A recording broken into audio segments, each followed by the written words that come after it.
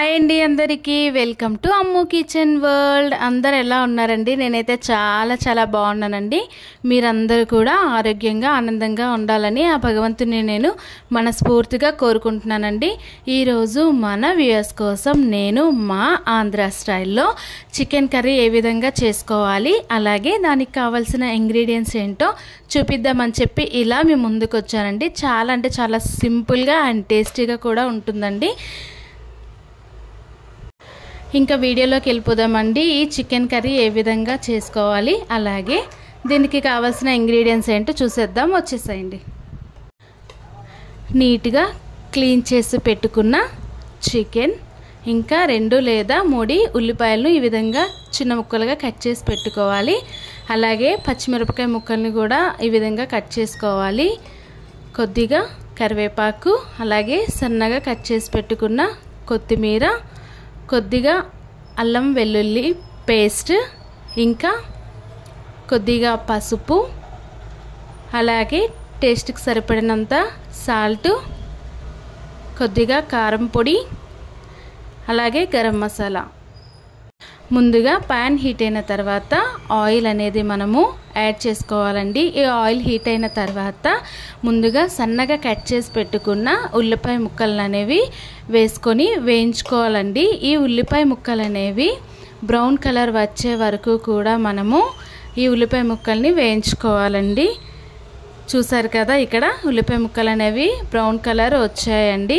దీనిలోకి ఇప్పుడు సన్నగా కట్ చేసి పెట్టుకున్న పచ్చిమిరపకాయ ముక్కలు, అలాగే కరివేపాకును కూడా వేసేసుకున్నానండి.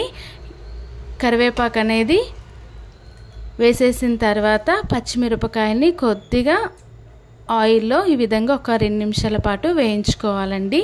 దీనిలోకి అల్లం వెల్లుల్లి పేస్ట్ని కూడా ఈ టైంలో వేసుకోవాలండి. ఈ అల్లం వెల్లుల్లి పేస్ట్ అనేది పచ్చివాసన పోయే వరకు కూడా మనము వేయించుకోవాలండి. గ్యాస్ని మనము సిమ్లోనే పెట్టుకోవాలి. హైలో పెట్టుకున్నట్లయితే అల్లం వెల్లుల్లి పేస్ట్ అనేది అడుగు అంటుకుంటుందండి. ఇప్పుడు దీనిలోకి మనము ముందుగానే క్లీన్ చేసి పక్కన పెట్టుకున్న చికెన్ కూడా వేసేసుకోవాలండి. చికెన్ వేసేసుకున్న తర్వాత గ్యాస్ అనేది కొంచెం మీడియంలో పెట్టుకొని, హైలో కాకుండా మీడియంలో పెట్టి చికెన్ అనేది ఫ్రై చేసుకోవాలండి. ఇక్కడ చూసారు కదా, ఆయిల్లో ఈ విధంగా ఫ్రై చేసుకోవాలి. అడుగంటిపోకుండా చూసుకోవాలండి, కలుపుతూ ఉండాలి.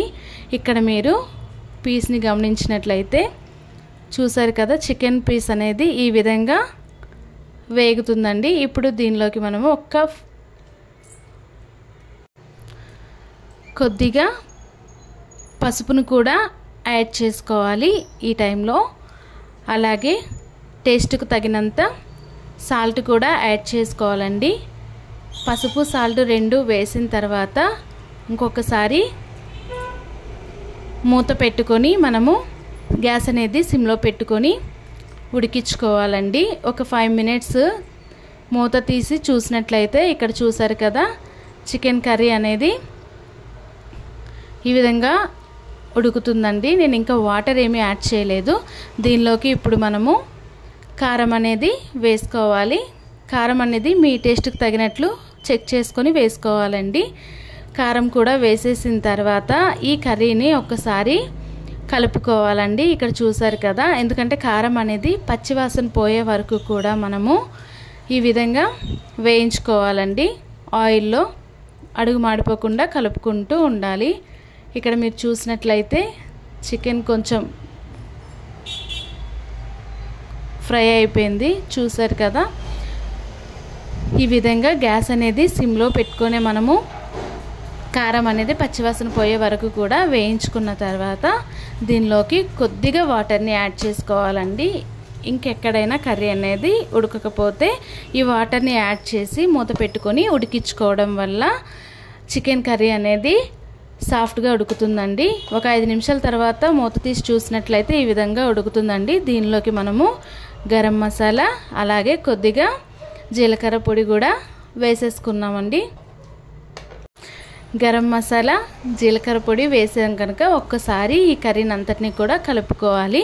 అంతేనండి, ఫైనల్గా కొత్తిమీర వేసుకుంటే కర్రీ అనేది రెడీ అయిపోయిందండి. కొత్తిమీర కూడా వేసేసుకున్నాను. చూసారు కదా, కర్రీ అనేది ఈ విధంగా రెడీ అయిపోయిందండి. చాలా అంటే చాలా సింపుల్గా మనము రెడీ చేసుకోవచ్చండి. ఆంధ్ర స్టైల్ చికెన్ కర్రీ అనేది రెడీ అయిపోయిందండి. ఫస్ట్ టైం మీరు నా వీడియోస్ చూసినట్లయితే లైక్ చేయండి, షేర్ చేయండి, సబ్స్క్రైబ్ చేసుకోండి. అలాగే మీ ఏదైనా రెసిపీ తయారీ విధానం కావాలి అనుకున్నట్లయితే కామెంట్ సెక్షన్లో కామెంట్ చేయండి. మరెందుకండి ఆలస్యం, మీరు కూడా నాలా ట్రై చేసి ఎలా వచ్చిందో కామెంట్ చేయండి.